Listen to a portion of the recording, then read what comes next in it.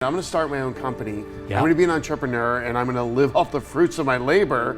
And the risk and the fear and the yeah, for sure. It's scary taking that It's leap. totally scary. Like, Absolutely. And every level of entrepreneurship, you're adding or growing. Yep. You add one new employee, you're like, oh my God, can I afford it? You add four, then five, and the scaling of anything and the risk and this constant leap. And what was that for you? Like, how was that? So it's scary. It's absolutely scary. And the way I talk with other friends that have launched their own business after leaving comfortable gigs is every morning when you wake up, you have that fear in your stomach. But it's up to you to decide how you channel that. Yeah. For me, it's very motivating. It's like, I love what I do. It's not a struggle to get out of bed in the morning. And I go and channel that fear, that angst into something positive. Because you're absolutely right, Troy. It is scary. I mean, every day you wake up, you're like, oh my God, I gotta fix this, I gotta deal with this. Exactly, because it's on you. It's all you. It's all you. Even if you have people around you, if it's your company, if it's your thing, you're in charge and you've got to make it happen. And no one will know that.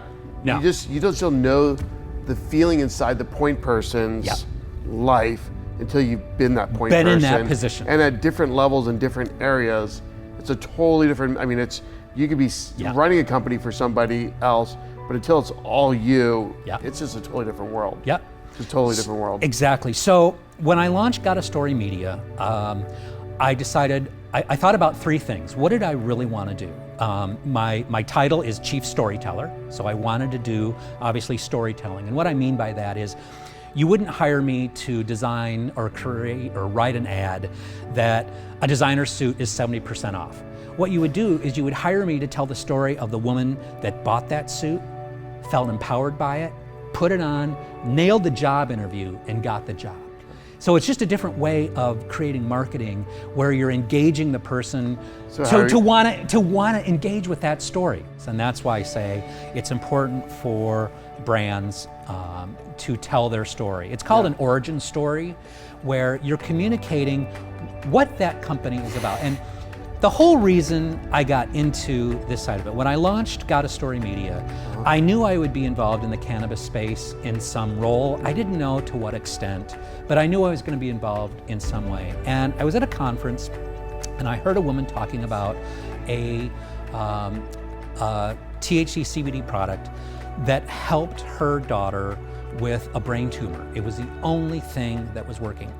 And her story is what led me to jump into cannabis marketing full time.